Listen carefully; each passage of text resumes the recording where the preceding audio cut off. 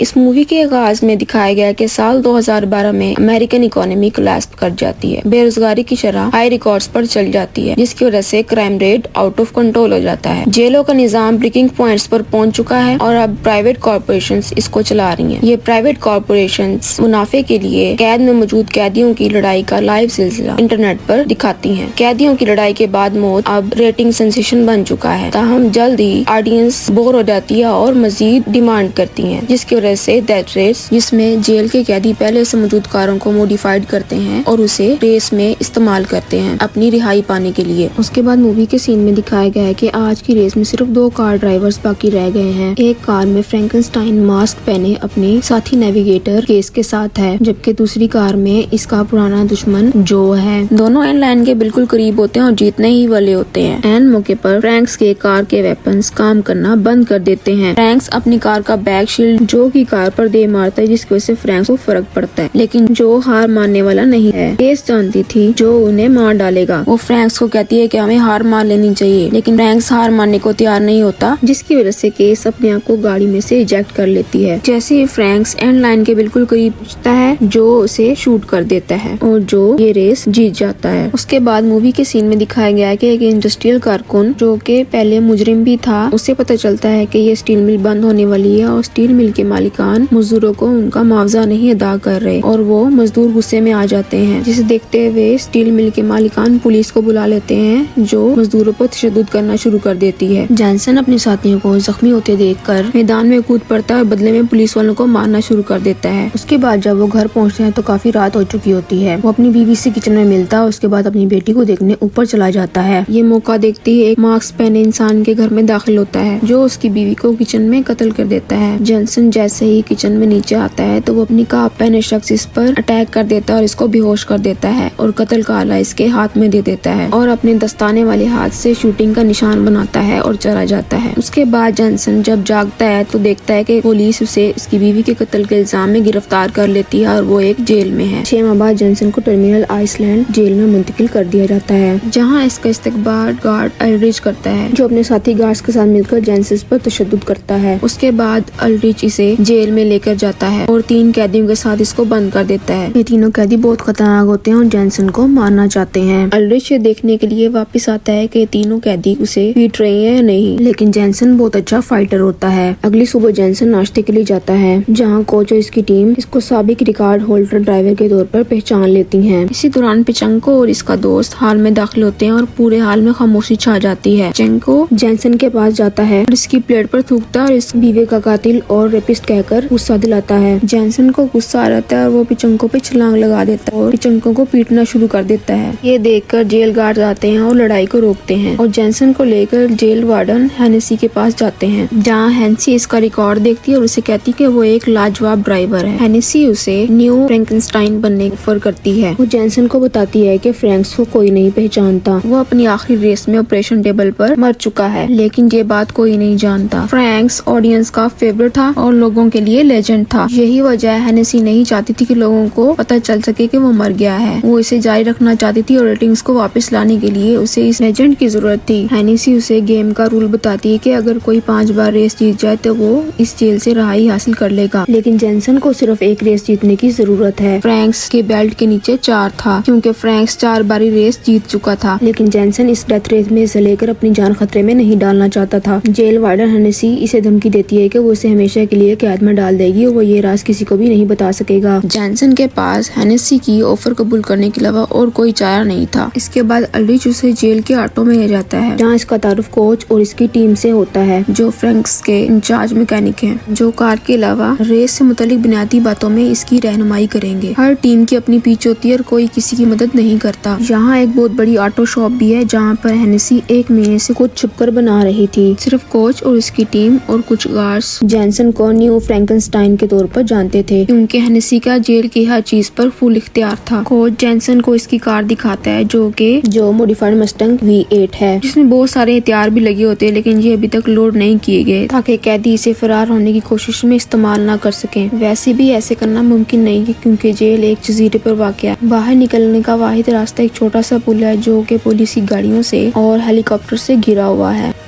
Jail की auto में coach Jensen को डेथ रेस के बारे में बताता है कि इसके 3 स्टेजेस हैं। पहले 2 स्टेजेस में उसे दुश्मनों से ज़्यादा छुटकारा हासिल करने की कोशिश करनी चाहिए और 3rd स्टेज में उसे फिनिश लाइन तक पहुंचने की जल्द से जल्द कोशिश करनी होगी।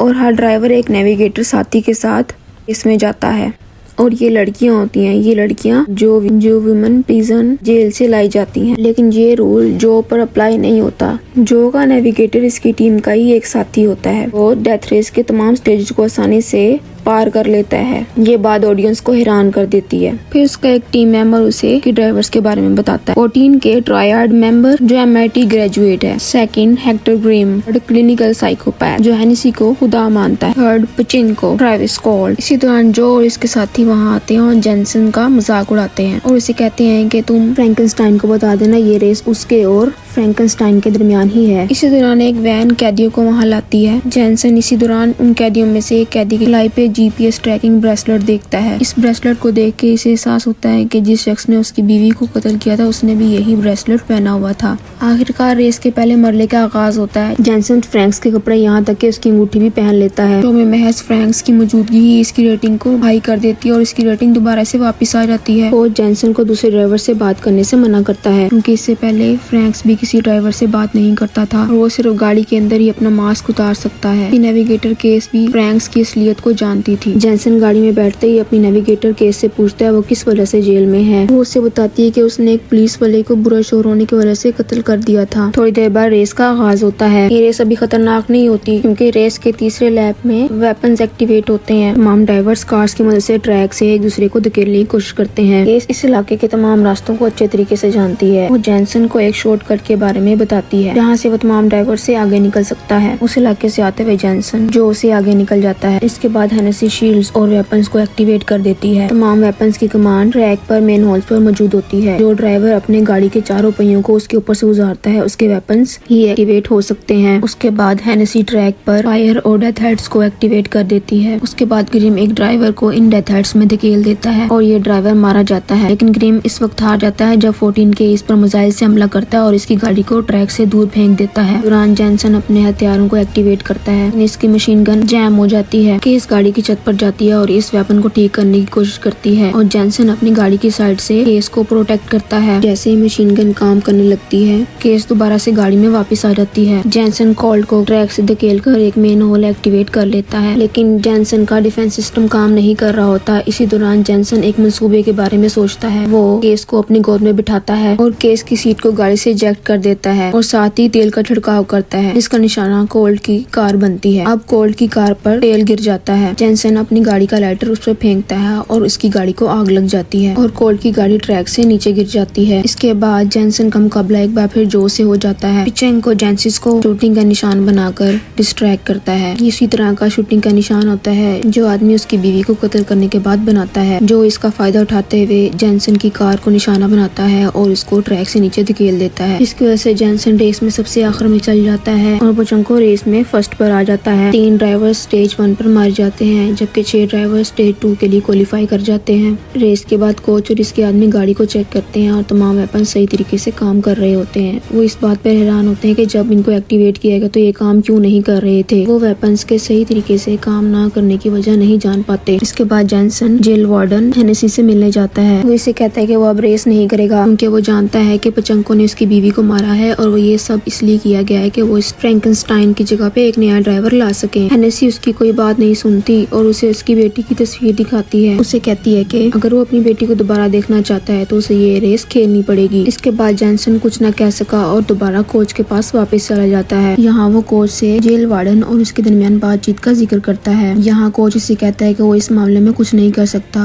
और उसे ये रेस खेलनी चाहिए। उसके बाद जेनसन अपनी कार पर काम शुरू कर देता है। इसी दौरान वो उस ड्राइवर को देखता है जिसने इसकी बीवी को कत्ल किया था। वो इसका पीछा करते हुए इसके ऑटो शॉप तक पहुंच जाता है और इसे मारने की कोशिश करता है। वो ड्राइवर उसे बताने ही वाला था कि जेल वार्डन ने उसे उसकी बीवी को कत्ल करने पर मजबूर किया था। इसी दौरान गार्ड्स वहाँ आते हैं और जेनसन को बेहोश कर देते हैं। उसके बाद रेस 2 का आगाज होता है, जहाँ वो ड्राइवर भी होता है जो उसकी बीवी को कत्ल करता है। वो जेनसन को शूटिंग का निशान बनाकर छेड़ता है। जेनसन रेस का आगाज होते ही सुरंग का रास्ता लेता है। वहाँ वो अपने नेविगेटर साथी केस से कहता है कि वो जेल वार्डन के बारे में खुलकर बताए। अगर उसने ऐसा नहीं किया तो वो इसे गाड़ी से बाहर फेंक देगा। तब केस खौफजदा होकर उसे जेल वार्डन की हकीकत बताती है। वो इसे बताती है कि जेल वार्डन ने ही उसे फ्रैंक्स की गाड़ी के वेपन्स डीएक्टिवेट करने को कहा था। जेल वार्डन नहीं चाहती थी कि फ्रैंक्स रेस जीते और शो की टीआरपी डाउन हो जाए। इसके साथ ही जेनसन अपनी कार की स्पीड बढ़ाता है और ट्रैक पर वापस आ जाता है। वो अपनी गाड़ी की स्पीड सुस्त रखता है और उसकी गाड़ी पीछे रह जाती है। अब इसका निशाना वो ड्राइवर पचंको था जिसने इसकी बीवी को कत्ल किया था। जैसे ही वेपन्स एक्टिवेट होते हैं, जेनसन अपनी कार को पचंको की कार के सामने मोड़ देता है और फायरिंग शुरू कर देता है, जिससे पचंको की गाड़ी दूर जा गिरती है और उलट जाती है। फ्रैंक्स अपनी गाड़ी से निकलता है और पचंको को मार डालता है, क्योंकि पचंको इसकी बीवी का असल कातिल था। ये रेस के असूल के खिलाफ था, जिसे देखते हुए jail warden Hennessey truck monster को लॉन्च करती है, जिसपे बहुत सारे वेपन्स लगे हुए होते हैं। वो आते ही 2 ड्राइवर्स को मार डालते हैं। उसके बाद रेस में सिर्फ जेनसन और जो ही रह जाता है। जेनसन कोच को कहता है कि वो उसके कार के कंप्यूटर को जो से कनेक्ट करे, और वो जो से कहता है कि हमें इस रेस में मिलकर खेलना चाहिए ताकि हम इस ट्रक मॉन्स्टर से जीत सकें। वो दोनों मिलकर डेथ हेड को एक्टिवेट करते हैं और ट्रक मॉन्स्टर को डेथ हेड की तरफ धकेल देते हैं, जिसकी वजह से मॉन्स्टर ट्रक तबाह हो जाता है और वो स्टेज 1 के लिए क्वालिफाई कर जाते हैं। अब जेल वार्डन जेनसन से खौफजदा हो जाती है और जेनसन को मारना चाहती है, क्योंकि जेनसन इसकी हकीकत तो जानता है। वो गार्ड से कहती है कि वो इसकी गाड़ी में बॉम्ब लगा दे, और गार्ड इसकी गाड़ी में बॉम्ब फिट कर देता है। उसके बाद जो जेनसन के पास जेल की ऑटो में आता है, वो जेनसन की आवाज से अंदाजा लगा लेता है कि वो फ्रैंक्स नहीं है। पुराना फ्रैंक्स मर चुका है और उसकी जगह पे जेल वार्डन ने जेनसन को न्यू फ्रैंकनस्टाइन बनाया है। ये जानकर जो जेनसन से बात करना चाहता है, लेकिन ये जेनसन की टीम को जाहिर नहीं करता। रेस से पहले जेल वार्डन जेनसन से मिलती है और उसे रिहाई के कागजात दिखाती है। वो उसे ऑफर करती है कि अगर वो ये रेस जीत जाए तो वो एज अ फ्रैंकनस्टाइन हमारे साथ काम करता रहे, जिस पर जेनसन उसे कहता है कि वो इसके बारे में सोचेगा। उसके बाद रेस में स्टेज 3 का आगाज होता है, जिसमें सिर्फ जो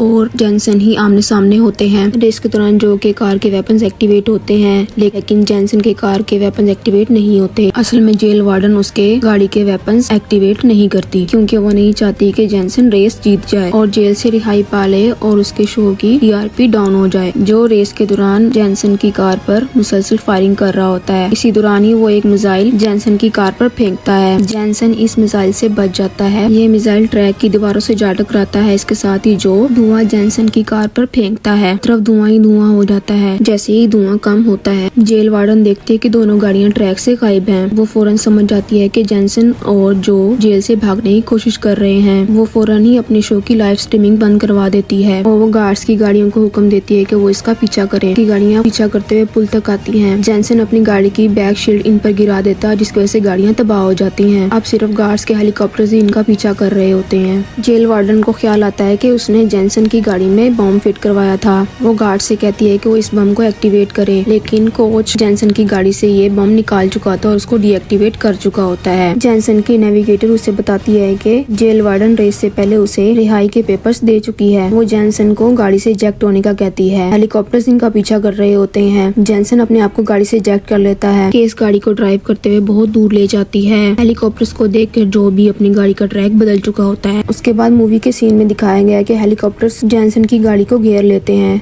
जिस पर केस गाड़ी को रोक लेती है। जैसे ही केस बाहर आती है, उसने फ्रैंक्स के कपड़े और मास्क पहना हुआ होता है, जिससे पुलिस समझ जाती है कि शायद वो जेनसन ही है। लेकिन जेनसन और जो यहाँ से फरार होने में कामयाब हो चुके होते हैं। उसके बाद मूवी में दिखाया गया है कि जेनसन और जो ट्रेन के डब्बों में छुपकर जेल से फरार होने में कामयाब हो जाते हैं, जहाँ जो इसे कहता है कि वो मियामी जाएगा। जेनसन कहता है कि वो अपनी बेटी के पास जाएगा और उसकी कस्टडी वापस लेगा। उसके बाद मूवी के सीन में दिखाया गया कि गार्ड्स जेल वार्डन को शो की टीआरपी हाई जाने पर मुबारकबाद दे रहे होते हैं, साथ ही किसी की तरफ से भिजवाया हुआ गिफ्ट जेल वार्डन को पेश करते हैं। जैसे ही जेल वार्डन इस गिफ्ट को खोलती है, उसमें वो बॉम्ब होता है जो वो जेनसन की गाड़ी में फिट करवाती है। ये बॉम्ब कोच जेल वार्डन को गिफ्ट करता है और साथ ही कोच इस बम को एक्टिवेट करता है। बॉम्ब ब्लास्ट होता है और जेल वार्डन मौके पर ही मारी जाती है, जिस पर कोच कहता है उसे ये गेम बहुत ज्यादा पसंद आई। उसके बाद मूवी में 6 महीने बाद का सीन दिखाया गया है, जो जेनसन अपनी वर्कशॉप पे कार्स की रिपेयरिंग का काम कर रहे होते हैं। इसी दौरान वो देखते हैं कि एक गाड़ी तेजी से इनकी शॉप की तरफ आती है और शॉप के सामने जाकर रुक जाती है। इस कार में से केस मुस्कुराती हुई बाहर बाहर आती है, जिस पर वो दोनों इसे देखकर बहुत ज्यादा खुश होते हैं। जेनसन केस से मिलता है और इसे अपनी बेटी से भी मिलवाता है। केस उसकी बेटी को देखकर खुश होती है। इसी सीन के साथ मूवी एंड हो जाती है।